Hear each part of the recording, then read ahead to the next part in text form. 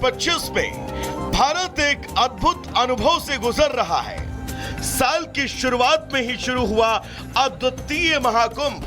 45 दिनों तक एक ऐसा आयोजन जिसने देश और दुनिया को मोहित किया।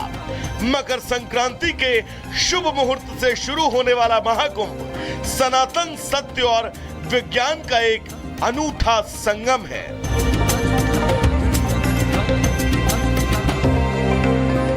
तीर्थ नगरी प्रयागराज में 13 जनवरी से लेकर 26 फरवरी यानी महाशिवरात्रि तक चलने वाला ये महापर्व एक भव्य उत्सव साबित हो रहा है। ऐसे में मोक्ष की कामना को लेकर श्रद्धालुओं का सैलाब महाकुंभ में उमड़ रहा है। महाकुंभ का ये पर्व ऐतिहासिक क्षणों में दर्ज हो गया। प्रयागराज में आने वाले श्रद्धालुओं की संख्या इतनी विशाल है जितनी कई देशों की आबादी भी नहीं। अब तक करीब 42 करोड़ लोगों के महाकुंभ में डुबकी लगाने का दावा किया जा रहा है।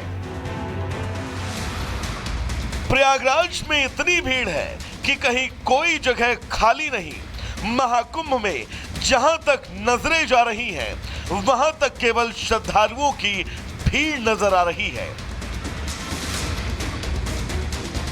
गंगा, यमुना और अदृश्य सरस्वती के संगम में स्नान अब एक नए शिखर पर पहुंच गया है। 8 फरवरी तक 42 करोड़ लोगों ने डुबकी लगाई। 13 जनवरी को 1.70 करोड़ लोगों ने स्नान किया। 14 जनवरी को 3.50 करोड़ लोगों ने डुबकी लगाई। 26 जनवरी को 8 करोड़ श्रद्धालुओं ने स्नान किया। मौनी अमावस्या और बसंत पंचमी के बाद भी श्रद्धालुओं के जोश में अब कोई कमी नहीं दिख रही। महाकुंभ में श्रद्धालुओं की भारी भीड़ उमड़ रही है। माघी पूर्णिमा के महास्नान से पहले लाखों श्रद्धालु प्रयागराज पहुंच चुके हैं। एकदम से इतनी भीड़ पहुंचने के बाद जाम जैसे हालात हैं।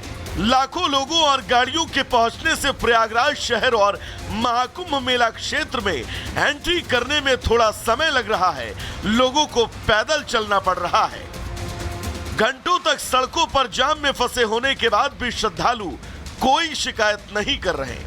उनका कहना है कि त्रिवेणी संगम में स्नान से मिलने वाले पुण्य और आनंद के सामने थोड़ी बहुत परेशानी कुछ भी नहीं। 7 लोग हैं, 7 आदमी हैं। दिक्कत हुई? कोई दिक्कत नहीं हुई। कोई दिक्कत हुई रास्ते में? दिक्कत तो क्या बता, सब बढ़िया ही है। दिक्कत में आनंद है क्या? अरे आनंद है। गंगा माँ का दर्शन करेंगे त्रिवेणी संगम नहीं आएगी त्रिवेणी संगम पे तो फिर मतलब क्या आने का। 24 घंटे हम रन करा है, हमने ट्रेन में बैठा रहा। दिखना असर नहीं दिख रहा ना। दिक्कत ज्यादा आई नहीं है, पब्लिक है, आराम से आ रही है, जा रही, कोई दिक्कत नहीं। जानकारी सब है, सब बढ़िया है, किसी को कोई दिक्कत नहीं हो रही है। श्रद्धालु अलग चल रहे हैं और गाड़ी जो है वो सब अलग चल रही है। बीजेपी का कहना है अभी भी आस्था में कोई कमी नहीं पड़ रही। करोड़ों लोग प्रयागराज महाकुंभ पहुंच रहे हैं। ये एक ऐतिहासिक महाकुंभ है। अखिलेश यादव बस बेवजह राजनीति कर रहे हैं। बहुत अच्छा आयोजन है और करोड़ों लोग आ रहे हैं। अच्छी व्यवस्थाएं हैं और देश भर के लोग आ रहे हैं। एक अच्छा अनुभव लेकर यहाँ से जा रहे हैं। मैं उत्तर प्रदेश के मुख्यमंत्री आदरणीय योगी आदित्यनाथ जी को, पूरी सरकार को कुंभ के इस महाकुंभ के इस आयोजन के लिए सभी व्यवस्थाएं अच्छी हैं, उसके लिए मैं उनको बहुत धन्यवाद करता हूं कि अच्छी व्यवस्था हुई। हम सब लोग भी आ रहे हैं और करोड़ों लोग आस्था की इस संगम में आके डुबकी लगा रहे हैं। बड़ी संख्या में श्रद्धालुओं को स्वागत के लिए उन्हें किसी प्रकार की कठिनाई न हो तो मध्य प्रदेश के सभी भारतीय जनता पार्टी के कार्यकर्ता, सारे विधायक, सभी हमारे सम्मानीय सांसद भी, सभी हमारे माननीय मुख्यमंत्री जी भी स्वयं पहुंचे हैं और भारतीय जनता पार्टी के सभी कार्यकर्ताओं ने उनके क्या क्या सुविधाएं हो सकती हैं, उन्हें खाने पीने की सुविधा से लेकर अगर किसी को रोकने की जरूरत है तो उस व्यवस्था से भी, उन्हें मेडिकल की सुविधा के लिए मोबाइल वैन के माध्यम से, अलग अलग प्रकार से एम्बुलेंस के माध्यम से उन्हें सुविधाएं मिलें, ये प्रयास भी सभी कार्यकर्ताओं ने किए हैं। महाकुंभ में ट्रैफिक प्रबंधन पर डीजीपी यूपी ने मीटिंग के बाद कहा, ट्रैफिक में देरी हो सकती है। ये किसी प्रशासनिक असफलता का नहीं बल्कि तीर्थयात्रियों की असाधारण संख्या का परिणाम है। मध्य प्रदेश के सीएम मोहन यादव ने रीवा, सतना, सीधी, मऊगंज और महर के अधिकारियों और जनप्रतिनिधियों के साथ वर्चुअल बैठक कर स्थिति की समीक्षा की और प्रयागराज कुंभ में जाने वाले श्रद्धालुओं के लिए उचित व्यवस्था के निर्देश दिए। 13 जनवरी से प्रयागराज में महाकुंभ का आयोजन हो रहा है। डुबकी लगाने वाले श्रद्धालुओं का आंकड़ा 50 करोड़ को छूने वाला है। हर दिन के स्नान के बाद अब नया रिकॉर्ड बन रहा है। Bureau report, Republic Bharat. जाग उठा भारत, मैं हूं महिमा ढोंडियाल। इस बुलेटिन में पुनीता भी मेरे साथ रहेंगे और सबसे पहले हम बात करने वाले हैं एएमयू यानी कि अलीगढ़ मुस्लिम विश्वविद्यालय की, जो हमेशा से सुर्खियों में रहता है। और एक बार फिर एएमयू के परिसर के अंदर ऐसा कुछ हुआ जिससे अब काफी ज्यादा बवाल हो चुका है, बड़ा बवाल हो गया है। आखिर एएमयू की 4 दीवारी के अंदर ऐसा क्या हुआ, ये रिपोर्ट देखिए और समझिए पूरा मामला।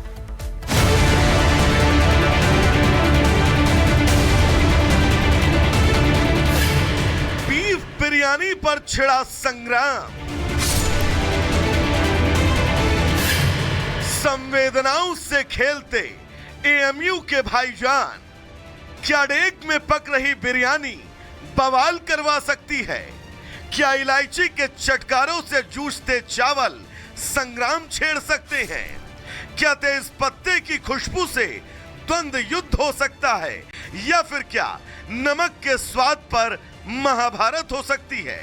लेकिन अलीगढ़ मुस्लिम विश्वविद्यालय में इस बिरयानी के चलते इस वक्त गदर मची है।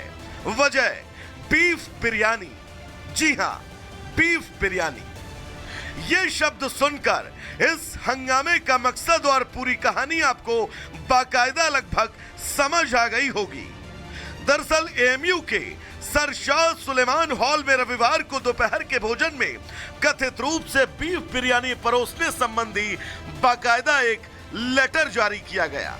फिर क्या था, लेटर के जारी होते ही विवाद खड़ा हो गया।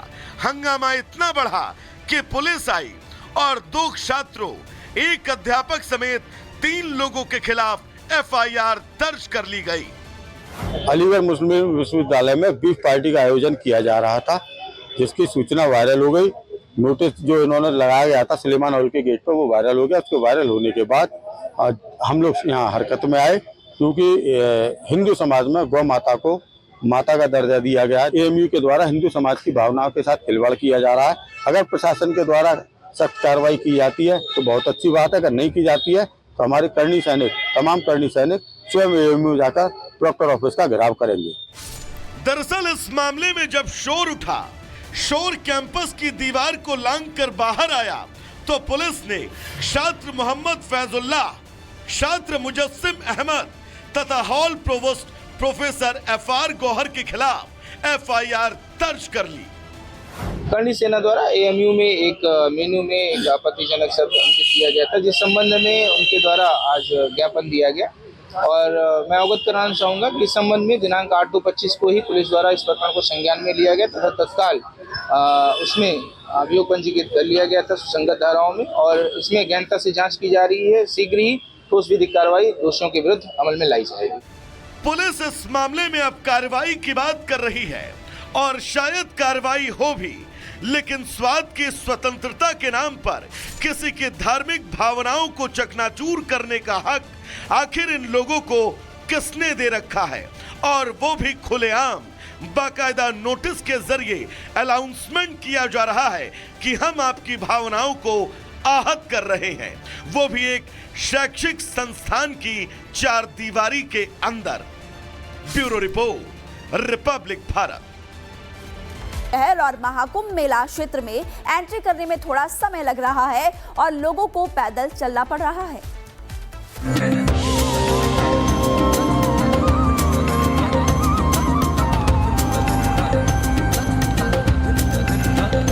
साल 2025 में भारत एक अद्भुत अनुभव से गुजर रहा है।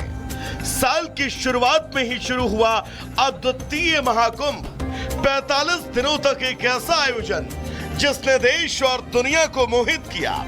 मकर संक्रांति के शुभ मुहूर्त से शुरू होने वाला महाकुंभ सनातन सत्य और विज्ञान का एक अनूठा संगम है।